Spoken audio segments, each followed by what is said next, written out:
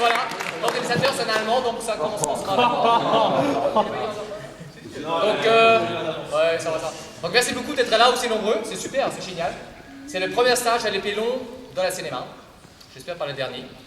Encore quelque chose qui est assez exceptionnel, c'est sur 2 jours complets. Donc c'est pas, c'est comme connaît en général, un atelier de 1h30 par ici et par là.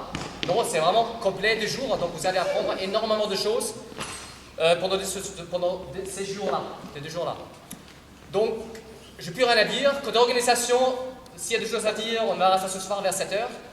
Pendant la journée, il y a 3 pauses. Donc pour se reposer un petit peu, manger, boire. Et on arrête ce soir vers 7h. Et maintenant, je demanderai à Gaëtan de venir et faire le reste du speech. Gaëtan, on y va!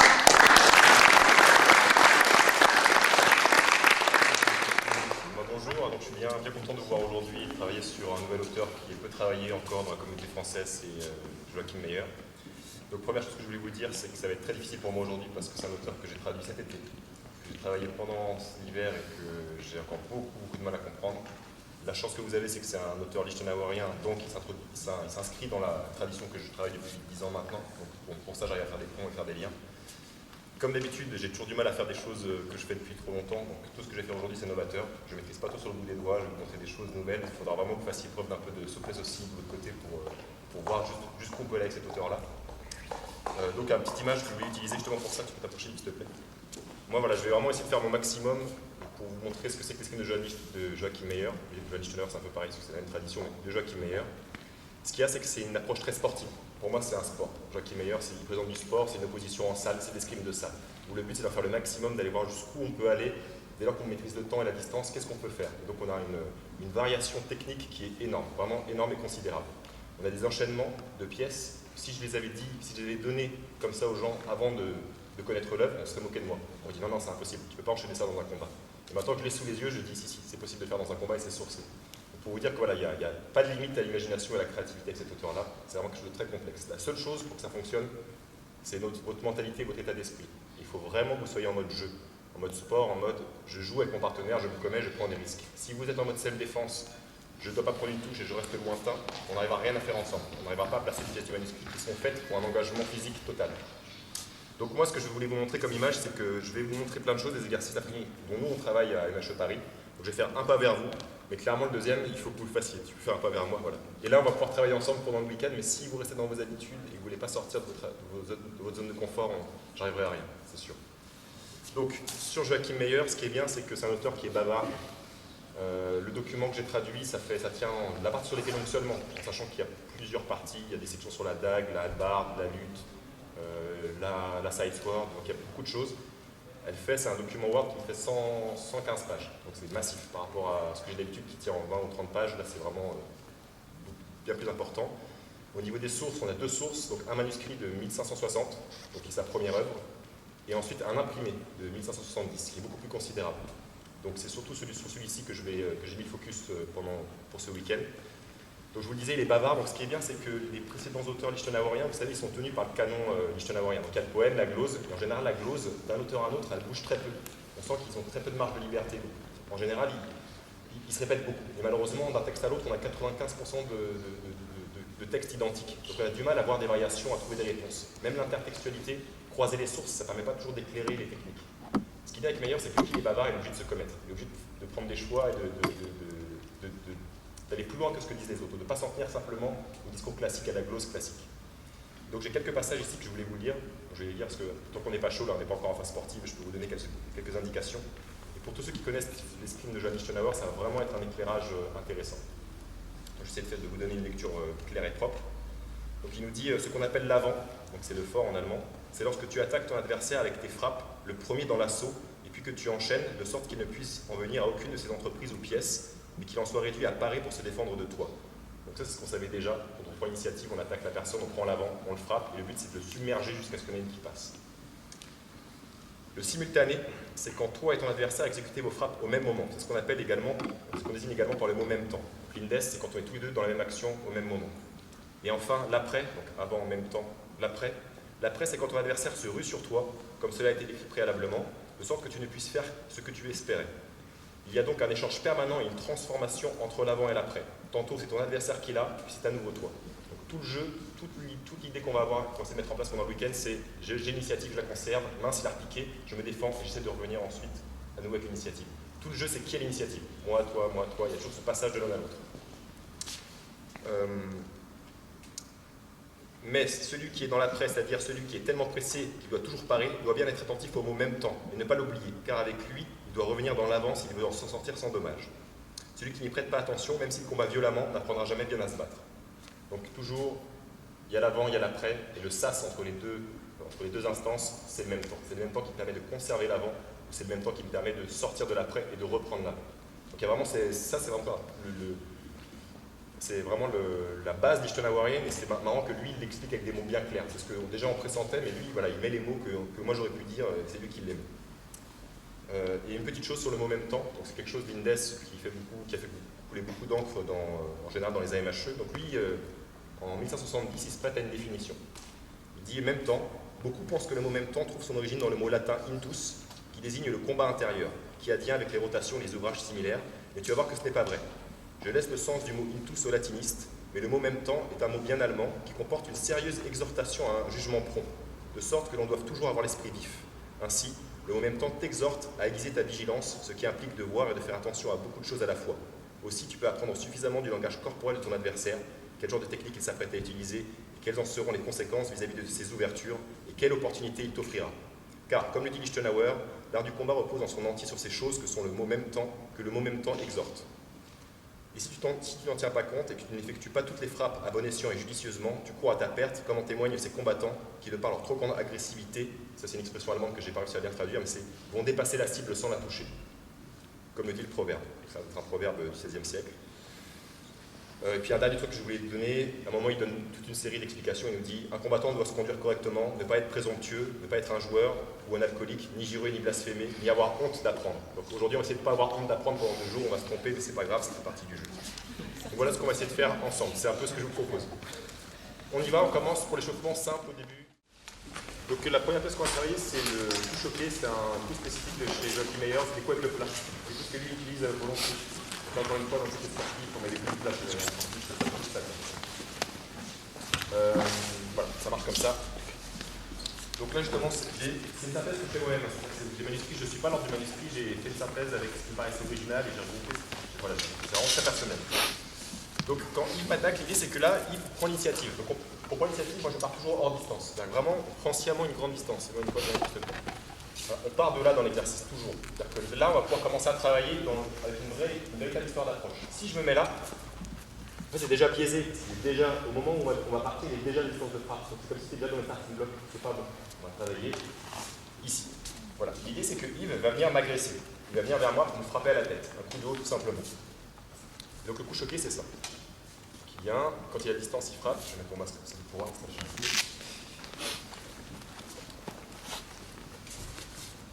Donc le premier coup, c'est ça. Il vient, il frappe ma tête. Je fais toujours qu'il soit bon. Je change de position. C'est ça le coup choqué. C'est, au moment où ça arrive, je fais un déplacement sur le côté et je frappe son oreille avec le plat. Ici. Et le tranchant extérieur. Tranchant intérieur. Enfin, plat intérieur, plat extérieur. C'est avec le plat extérieur que je viens lui sonner l'oreille. Donc j'ai la paume qui est opposée à lui. La paume, elle est vers moi quand je fais ma frappe. Donc ça paraît bizarre parce qu'on se dit les doigts sont exposés, comment c'est possible de ne pas prendre un coup, mais c'est décrit, ça marche. Par contre, il dit que tu vas frapper sur le fort de son épée. Donc il faut vraiment aller chercher généreusement son oreille. Donc ça, c'est le coup choqué. Donc c'est un moyen de reprendre l'initiative. Il m'attaque, il est dans l'avant, je suis dans l'avant. Et le but, il dit bien, il faut que tu joues avec l'élan de la lame. Bon, là j'ai une lame rigide pour ma part, donc c'est moins vrai. Mais pour ceux qui ont des lames souples, il y a vraiment possibilité d'avoir un bel effet ressort qui va venir taper derrière l'oreille malgré sa parade. Donc la pièce elle est décrite, elle n'est pas décrite comme ça, point, il y a déjà une suite. C'est-à-dire que c'est rare qu'il te donne quelque chose de sec. Il y a toujours une pièce, une suite, une suite. Et la suite, c'est ça. Donc il va venir me frapper, quand je fais le coup choqué, il sent qu'il y a un problème à son oreille, donc il va venir fermer la ligne haute. Donc voilà, ses oreilles vont être protégées maintenant. Là, je n'ai pas touché sur mon coup choqué. Donc immédiatement, il dit, enchaîne avec un Unterau cible basse, en protégeant bien ta tête derrière ta garde. Ici, sous son bras droit, directement ici, en changeant la ligne. D'accord? Et enfin, si lui revient, donc il veut venir se garantir, je dois refaire un coup transversal à son oreille gauche, ici. avec le faux tranchant. Ça, c'est la première pièce décrite. Je répète.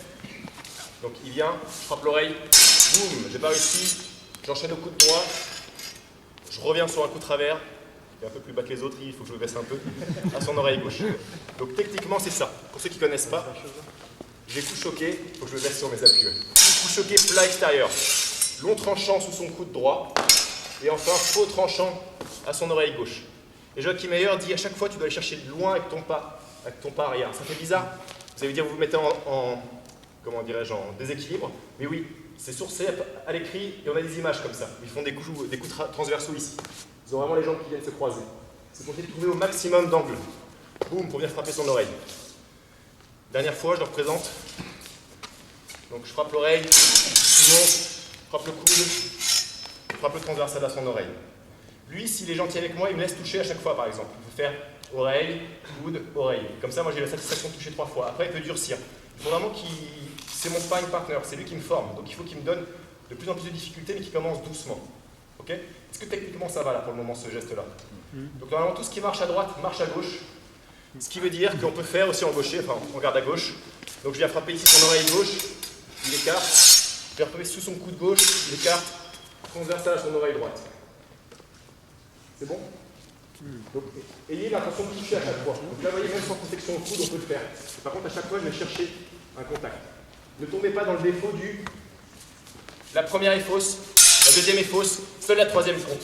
Là, vous êtes sortis, c'est là que les deux premières ne sont pas des vraies attaques. C'est pas ce qui est dit dans le texte. La première, c'est sonnez-lui l'oreille, frappez-lui le coude, frappez-lui l'oreille. Chaque fois, c'est 3 frappes tout le temps. Ok? Et dernière chose, quand vous êtes vraiment à l'aise, faites-le en jeu. Je peux reculer un peu. Voilà, on ne sait pas comment ça va se passer. Hop, je vérifie qu'il est toujours sur ma tête, c'est bon. Boum, boum, boum. D'accord? Je vais mettre en dynamique après.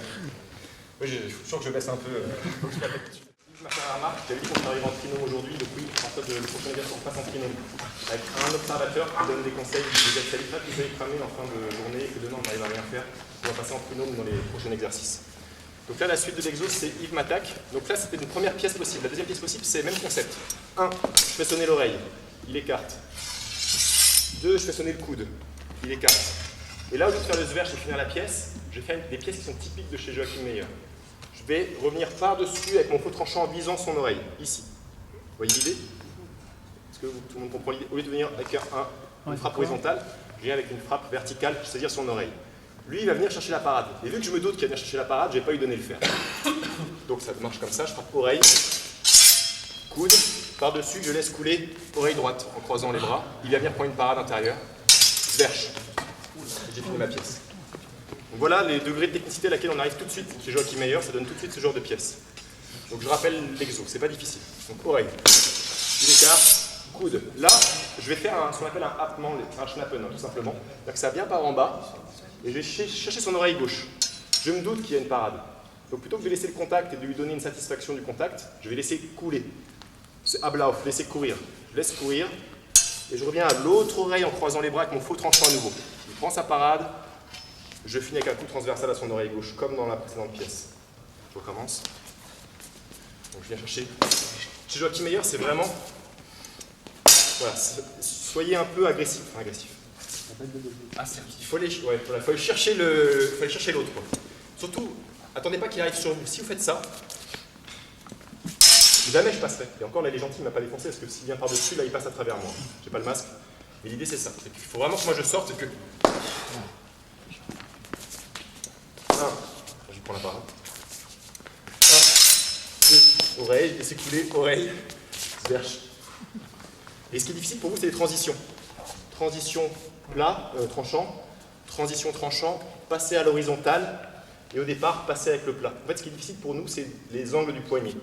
Tantôt j'ai le plat, tantôt les tranchants à la verticale, tantôt les tranchants à l'horizontale. C'est ça qui est très difficile. Ça arrive souvent à la salle qu'on fasse ça. La main droite, elle n'a pas réussi à suivre tous les déplacements.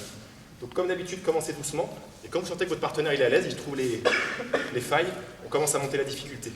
Dernier point sur lequel j'insiste, je vais prendre ta place. Le défenseur, surtout faites pas ça. Donc je vais t'attaquer, début. Enchaîne. Ok, il n'y en a pas une de juste là. Il n'y en a pas une qui était sur moi. J'ai fui le combat, là, j'étais hors combat. En fait, là, j'ai fait la stratégie du... Donc, c'est pas bon. C'est pas ça qui est écrit. C'est, j'y vais, et là, je me mets en danger.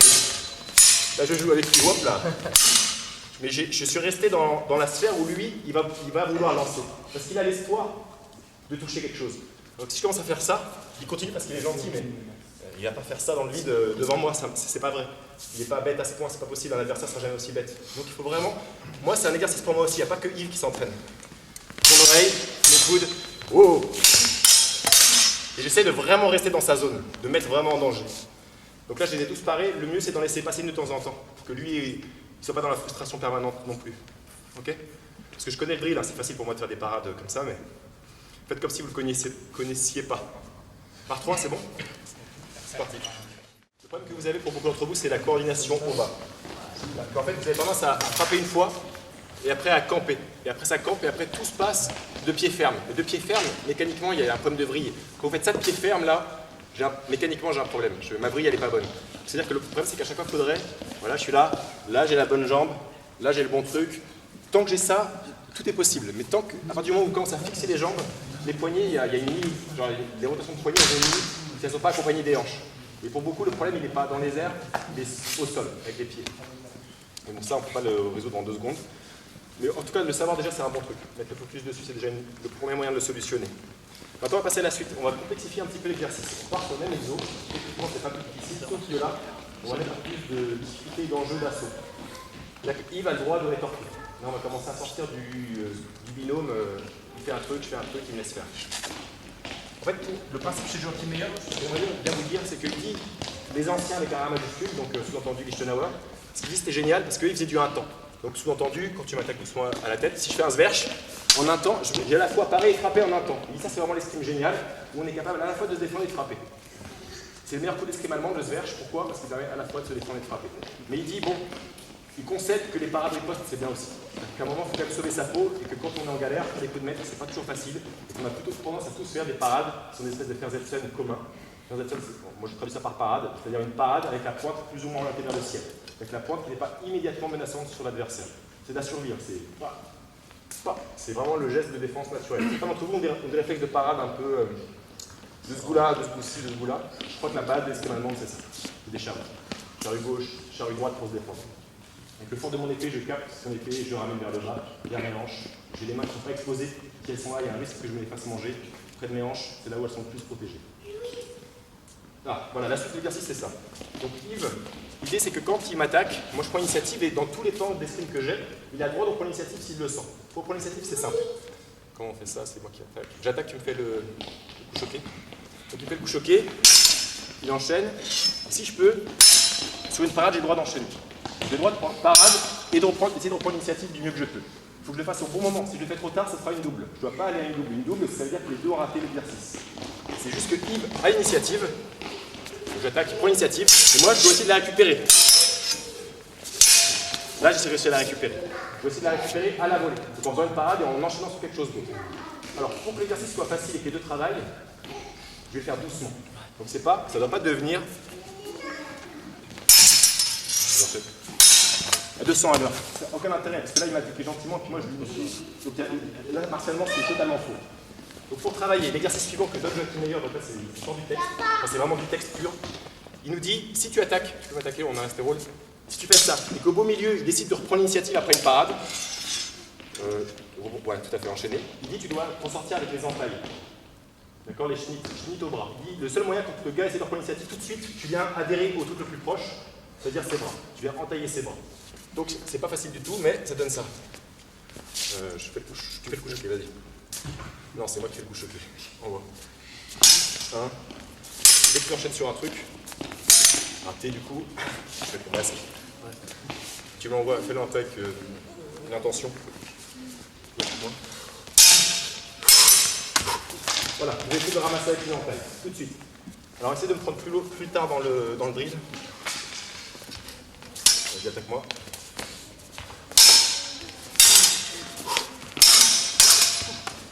J'ai trouvé mon entaille, d'accord?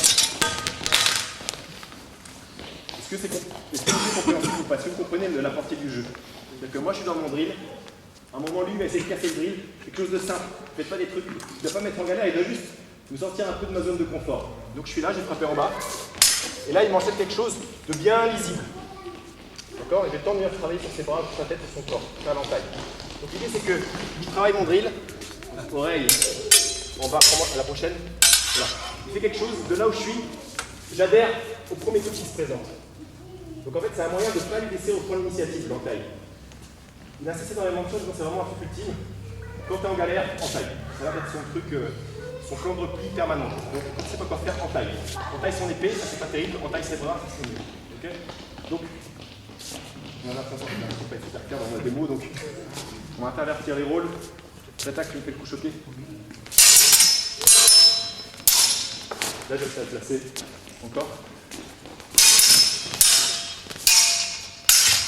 Dommage, j'ai un peu ton mental. Encore.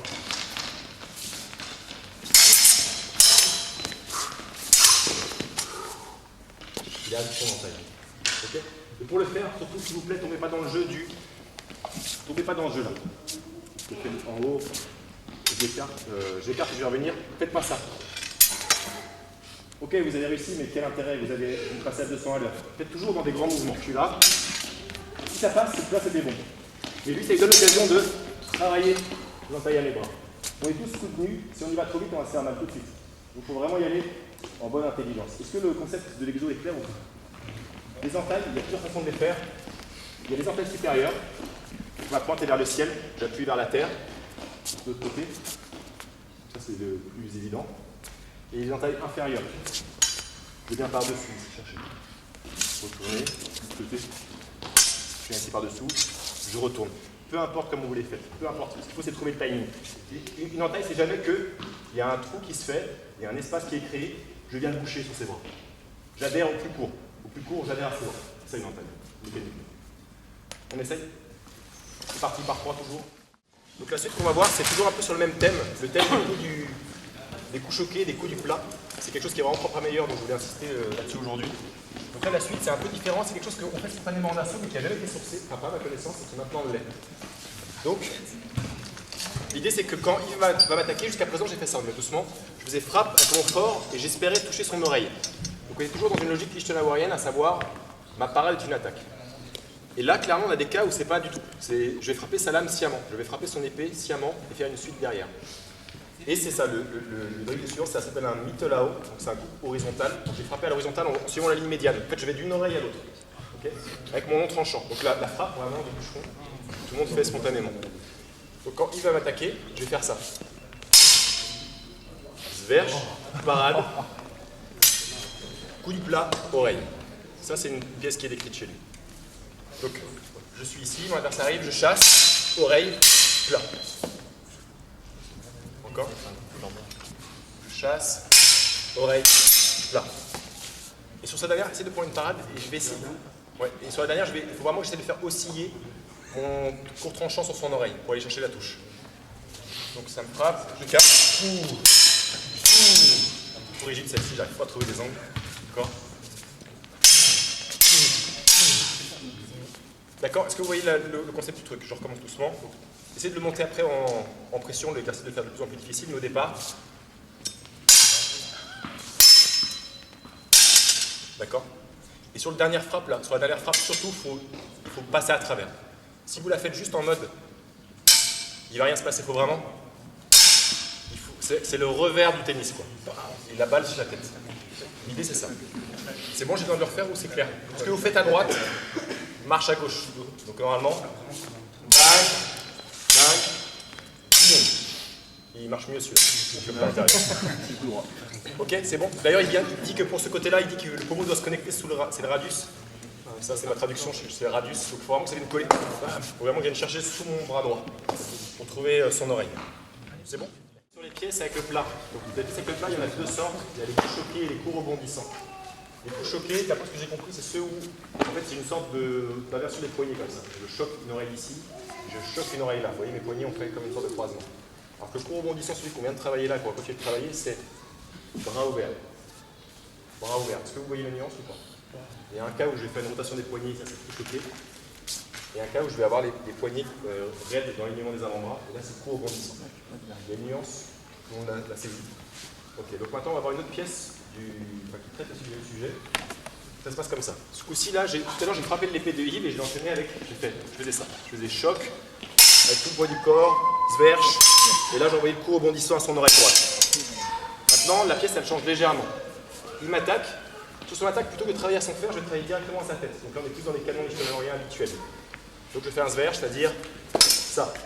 S'il prend la parade, j'envoie un coup rebondissant à l'autre oreille, et s'il fait ça, je rebondis à nouveau avec un sverche à son oreille gauche. Donc ce qui est bien avec celui-là, c'est que vous faites souple, rigide, souple. Sur le premier, j'y vais. 1, dur, souple.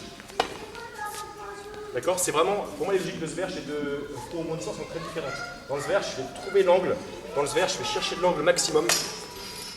Alors que dans le coup rebondissant, je suis plus rigide, essayer de passer outre, de passer derrière son protection. Donc ce que je vous invite à faire, c'est travailler cette pièce-là. Donc on laisse un instant de côté celle qu'on a vu préalablement. L'exercice suivant, c'est simple, ça va faire l'un ou l'autre. Vous aurez le choix. Vous avez de faire la première pièce ou la deuxième pièce. On va d'abord travailler l'une puis l'autre, et après on les verra ensemble. Donc la deuxième pièce, c'est bondi, frappe son oreille, coup rebondissant, et on revient au sverche. D'accord? Ça marche des deux côtés, évidemment. Quand je suis là, je peux faire sverche. Alors c'est lui qui m'attaque, là, un peu trop. Nickel. C'est très offensif un sverche. C'est pas, je ne dois pas attendre 3 heures, je dois vraiment le chercher. Alors, je vais à nouveau le chercher. Essayez au maximum, si vous pouvez, au maximum de vos habilités athlétiques, de sauter. Sauter d'un côté, sauter de l'autre, bondir, toujours jaillir. Toujours jaillir. Et n'oubliez pas sur les sverches, n'hésitez pas à être abusif. C'est-à-dire, donc le premier ici, le deuxième là, le troisième. N'hésitez pas à chercher vraiment l'angle maximum pour aller le trouver. On a vraiment des pièces qui sourcent comme ça, le truc. Il n'y a pas de problème, on peut se faire plaisir, quoi. On peut l'utiliser. Vraiment, je vais chercher loin. Ouh, j'ai vraiment cherché loin. Au maximum de ce que vous pouvez donner.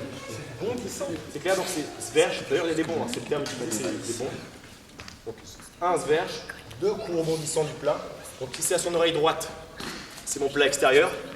Si c'est à son oreille gauche, c'est mon plat intérieur. Extérieur, intérieur. Donc, selon le côté qu'on choisit. C'est bon? Donc, c'est sverche, coup rebondissant, sverche. C'est ça notre du tactique. Comment on place ça? Donc en fait, je propose 2 niveaux. Selon le niveau que vous pensez avoir, vous faites premier exercice ou deuxième exercice. Premier exercice, c'est ça. Yves, c'est toujours l'attaquant. Donc l'attaquant, moi j'ai le choix de faire les 2 drills. Il m'attaque et je peux faire ça. J'enchaîne, parade, rebondissant. Ou alors, je peux choisir de faire 1, 2, 3. Ça, c'est le choix numéro 1, donc il y a toujours quelqu'un qui a un rôle. Il est méchant, il m'attaque, je fais les 2 drills. L'autre possibilité, c'est, on ne sait pas qui est le méchant. Alors, ça peut être moi ou lui. Donc là, je vais mettre un masque, par contre, parce que on ne sait plus après, c'est dur. Donc là, en fait, l'un ou l'autre peut attaquer et l'un ou l'autre peut faire le drill. Les 2. Verche, on voit le plat, verche.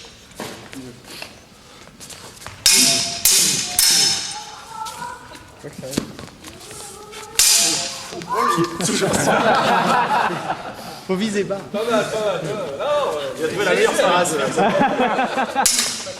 Si ça donne rien, c'est pas grave. Là, ça donne rien donner, j'ai attaqué, il a attaqué en même temps. Donc ça donne rien.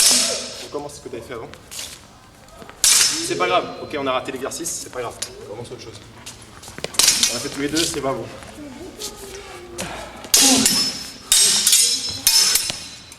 Est-ce que vous comprenez l'idée? Premier exo. Yves m'attaque et j'ai le choix de faire les 2 drills qu'on vient de voir à l'instant. Deuxième exo, j'attaque ou Yves attaque et on peut tous les 2 faire le drill qu'on a vu préalablement. Ça marche? Par contre, essayez d'avoir des intentions lisibles. Faut vraiment que si j'attaque, ok, ne faites pas à moitié, faites pas ça. Faites pas. Parce que ça va, je vous dis que ça va être moche. C'est sûr que ça va être. Juste pour répéter ce qu'on a vu là jusqu'à présent dans les coups offensifs, on a vu 2 choses. On peut travailler ensemble. Donc on a vu le coup choqué. Il faut qu'on a vu ça. Donc, on avait les poignets légèrement en rotation ici. Et on frappait du plat extérieur ici. Et son jumeau, c'est ça. Donc les poignets croisés, plat intérieur de l'autre côté. C'était le coup choqué, le premier qu'on a vu ensemble. Et là, on travaillait le coup rebondissant. Le coup rebondissant, c'est le même concept, mais les bras raides. Coup rebondissant là, raide. Et donc allongé. Coup rebondissant ici. Ok? C'est la même famille, c'est le même concept. Des coups du plat d'une oreille à l'autre. Donc là, on les a vus un par un. Et après la pause, ce qu'on fasse, c'est qu'on les mixe. Parce qu'il y a plein de pièces dans lesquelles il dit tu fais un coup choqué, un coup rebondissant là, un coup rebondissant ici, du même côté, tu lui fais un coup choqué et tu viens finir avec un coup choqué de l'autre côté. Donc j'aimerais qu'on essaie de faire cette transition d'une main ouverte, main fermée, et que ça devienne une sorte de seconde nature dans nos assauts. Sur les coups rebondissants et les coups choqués, en mixant les deux. Donc, comme je vous le disais, j'ai eu du mal à boucler ce programme, mais là j'en suis au début de la page 3 sur 15. Donc c'est pour vous dire que c'est massif, c'est vraiment un truc. Et encore, j'ai fait une sélection, j'ai dû prendre 15% du truc. Donc voilà la masse documentaire qui s'en présente. Donc voilà comment on va enchaîner voilà le truc que je vous propose pour essayer de travailler les cartes. C'est assez intéressant, c'est assez révélateur de son esprit en fait.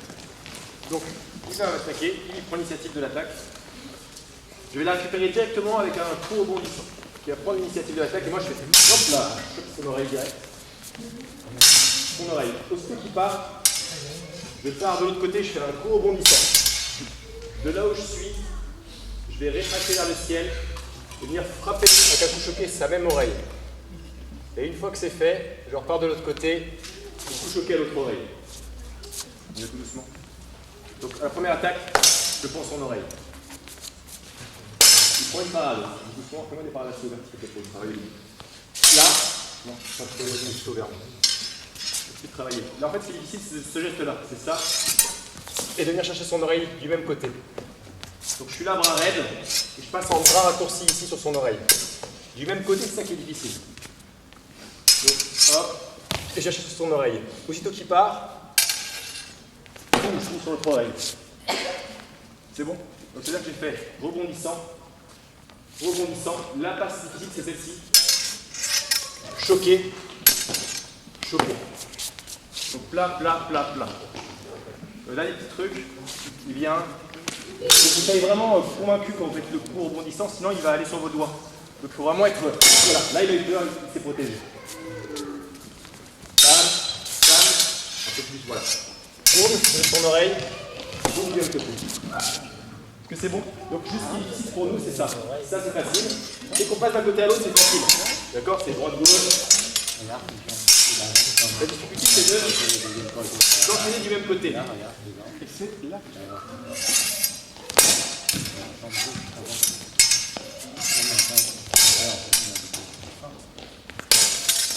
C'est une sorte de feinte, moi je pense. C'est pas lui, mais. Là, tu te fais vraiment détaché pour Voilà. aller de l'autre côté. Là, il pense que je vais te sauter.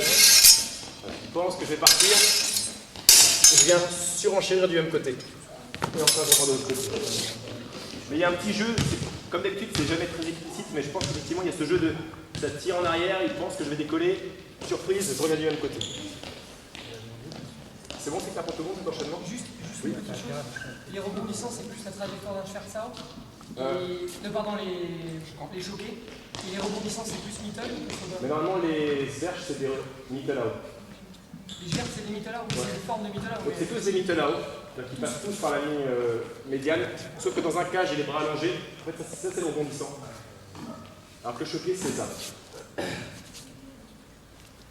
fait, j'ai les mains qui sont en rotation. Il y a mes coudés, alors que dans l'autre cas, je suis en bras en haut. C'est la seule différence que je vois entre les deux. C'est la tenue de l'arme. Ok, c'est bon pour tout le monde, on y va?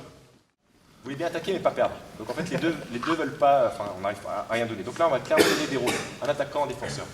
Et pour que l'attaquant soit très délié, soit déroulé, on va faire en sorte que le défenseur ne puisse pas reprendre l'initiative. Il n'a pas le droit de mettre un estoc, de me bloquer, de me frapper à la volée. Il doit que défendre. Et donc puisqu'il fait que défendre, finalement moi j'ai quelqu'un qui me donne, qui est un pareur. Et sur ce gars qui fait des parades, moi je peux commencer à déployer mon jeu. Je peux commencer à avoir confiance et à dérouler un peu. Donc l'idée est la suivante. Je vais travailler avec Yves, je vais commencer à prendre le rôle de l'attaquant. Donc, je vous invite à utiliser tout le bagage que vous avez, le bagage Marcel que vous avez, le bagage technique, et surtout essayer de placer des frappes du plat. C'est quand même ce qu'on va travailler ensemble, donc essayez d'utiliser les coups transversaux, on les a travaillés ensemble, et les coups du plat, on les a travaillés ensemble, essayez d'en sortir au maximum, essayez de les faire passer dans les routines. Alors ça donne ça. Moi, à 3, faites pas des trucs longs, ça sert à rien, faites des trucs d'1 minute, mais intensifs. Vraiment, l'attaquant, il y va, il envoie, et il essaie de trouver les failles. Mettez votre matos quand vous ferez ça. Donc plus vous avez de matos, plus vous pourrez envoyer les chevaux, moins vous en avez, plus vous devez être dans la retenue pour éviter de vous blesser, sur tous les coudes. En fait, tout ce qui est os saillant, c'est là que ça pique. Donc Yves, tu essaies de faire juste des parades. Donc Yves, en gros, pour s'en sortir, il a deux choses. Il joue sur la distance, il a ses parades. C'est ces deux possibilités de s'en sortir. Ok? Donc on va juste prendre un peu d'espace, on va mettre un peu d'épée. Donc je commence à faire l'agresseur. Quand vous faites l'agresseur, allez-y crescendo. Commencez pas par à le sauter à la gorge, allez-y d'abord tranquillement. Donc j'y vais.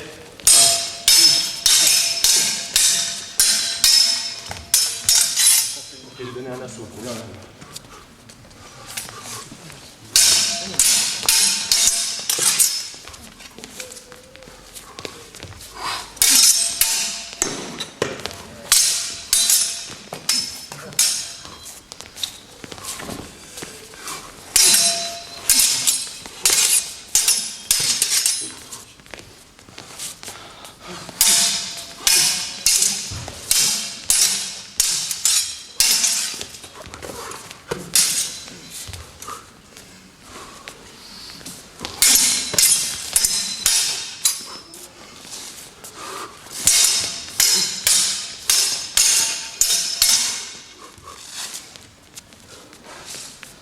Donc voilà l'idée que j'aimerais développer.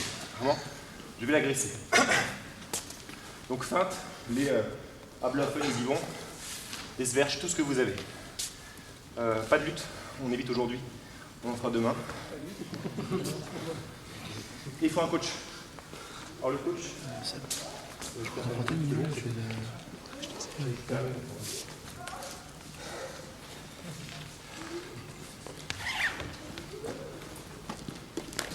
Je vais commencer par coacher Yves. Je le connais bien, c'est plus facile.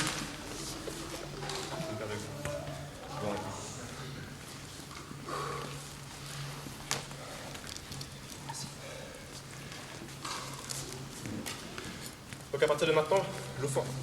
Donc l'agresseur, c'est toi. Tes défenseurs, je coach Yves pour le moment. Je vais vous montrer le travail du coach. Donc pareil, même type d'assaut. Bouge Yves, à gauche, latéralise. Voilà.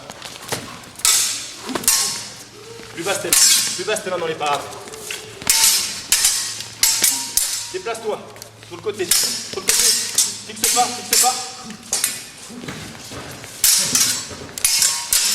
Bien, bloque-le. Voilà.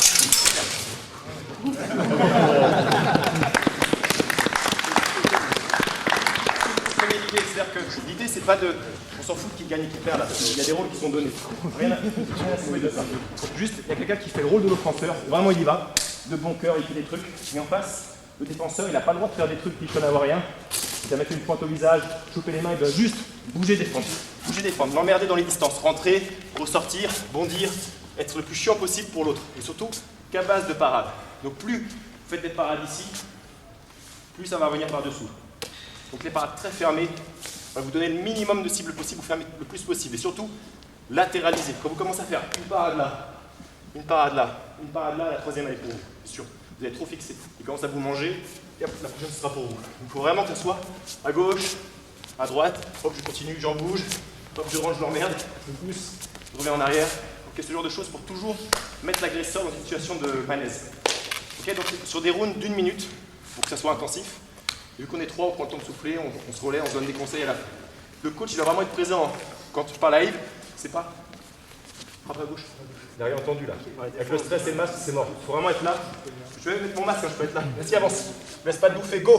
Pousse. Enfin, faut vraiment être derrière, sinon ça marche pas. C'est sûr que ça marche pas. Est-ce que c'est clair les consignes pour tout le monde? Et l'état d'esprit qu'il faut avoir pour le faire. Donc l'offenseur, faites le jeu le plus riche possible. Plus votre jeu est riche, plus vous rendez service au défenseur. Okay, on va faire ça un peu deux niveaux. Comme tout à l'heure, on va faire un truc à deux niveaux. Vous choisissez celui qui vous sied le mieux.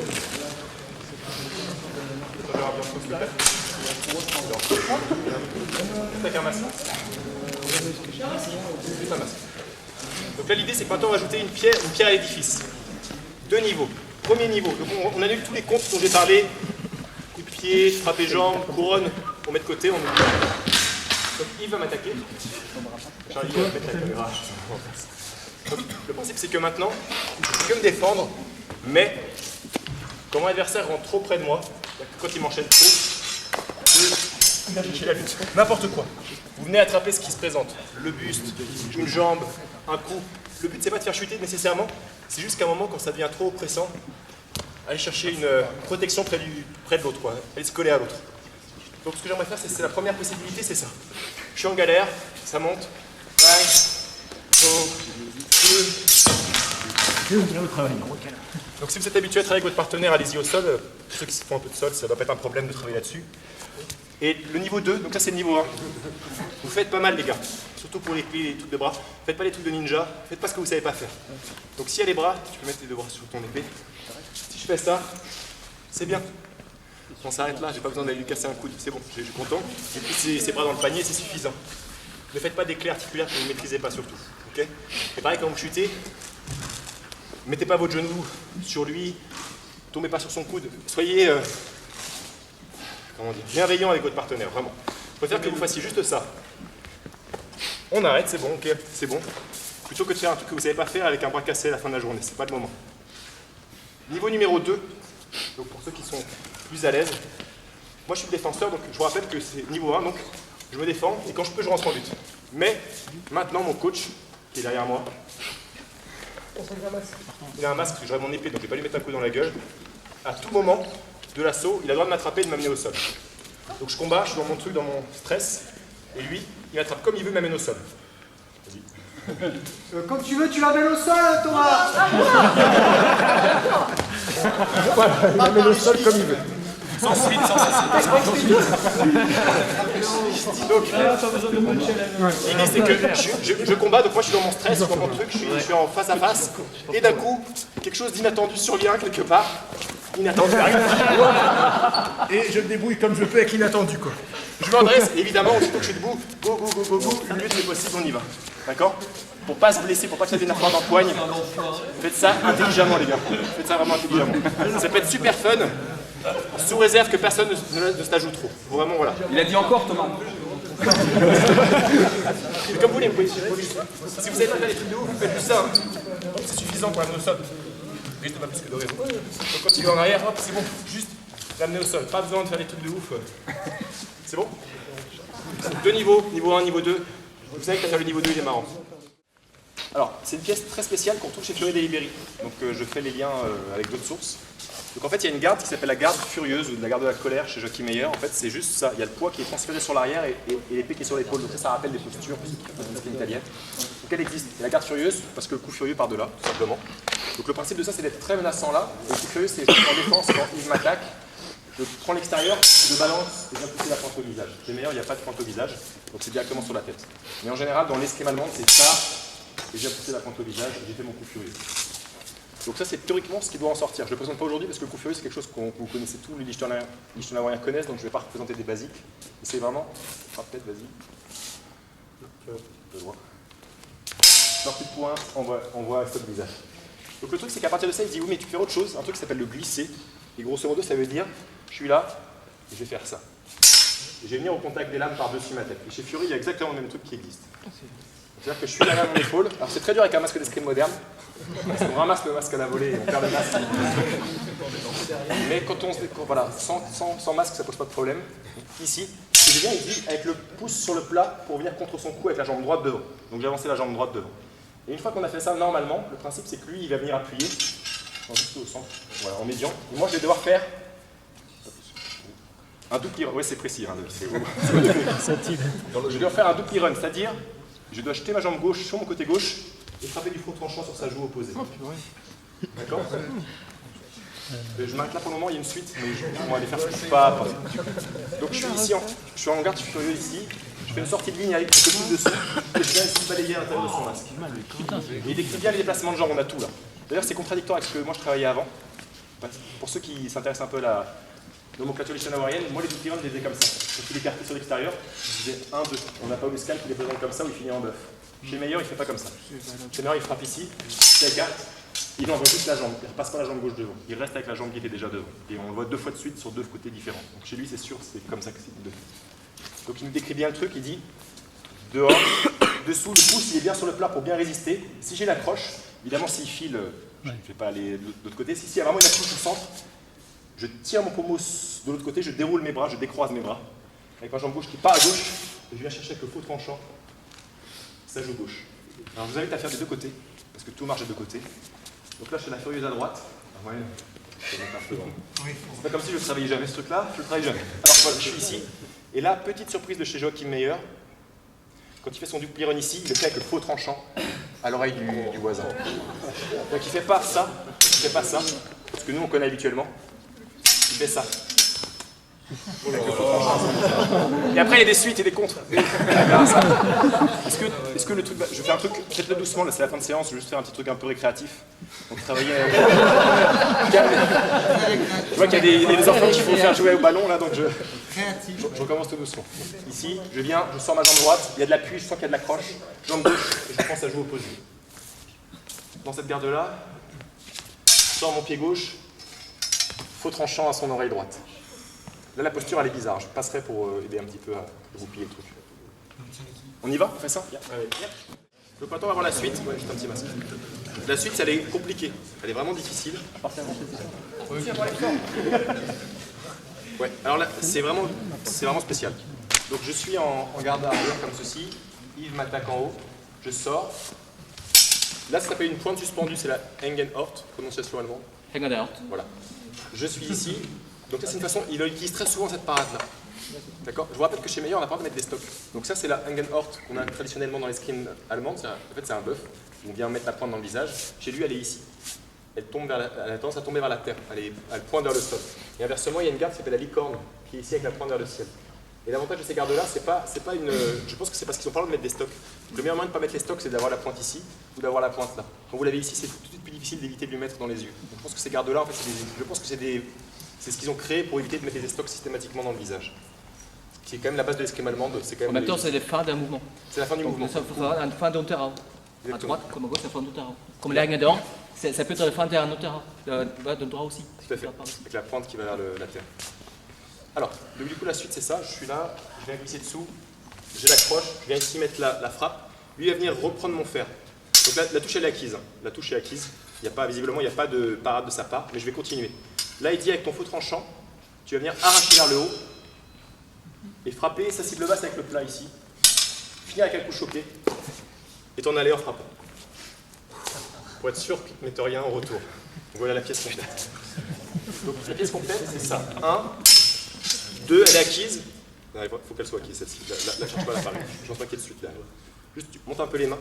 Voilà, donc normalement il va reprendre le fer. C'est-à-dire que son réflexe, c'est de venir coller. Là, je vais arracher, de créer de l'espace. Je suis en garde du jour. Garde du toit ici. Et là, plutôt que de prendre la tête, où c'est sûr qu'il va venir chercher une parade, là, il dit, ici, j'ai arraché ici, j'apprends la cible basse. Le coup choqué, je frappe en m'en allant. Est-ce que c'est clair l'enchaînement pour tout le monde? Ouais. Donc, voilà. Alors, la touche sur le dupliron ne dit pas qu'elle avorte. Frappe-le à la tête avec le dupliron.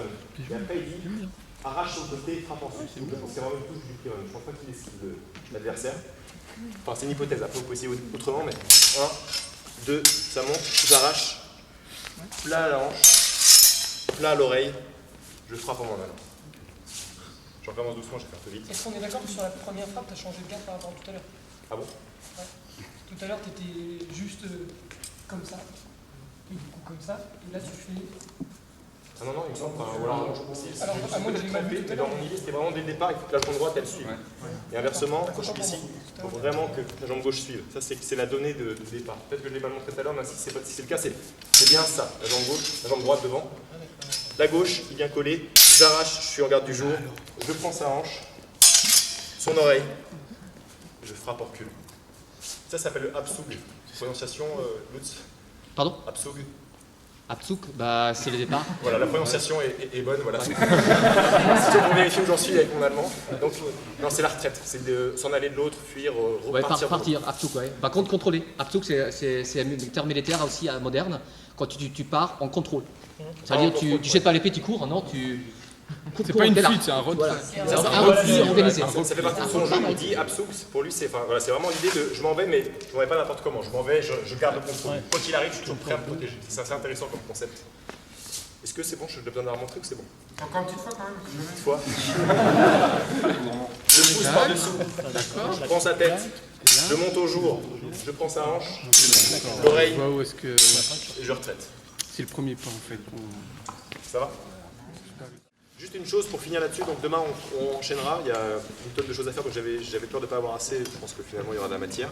Juste un tout petit truc pour finir, un petit geste technique sur les gardes qu'il y a chez Meyer qui existent. Alors chez Meyer il en représente plein, et puis il nous dit que comme d'habitude, comme tous les auteurs Liechtenstein, il dit c'est bien les gardes, mais le but c'est de bouger quand même, c'est pas de camper des gardes. Donc il y en a beaucoup, mais elles ne servent pas beaucoup.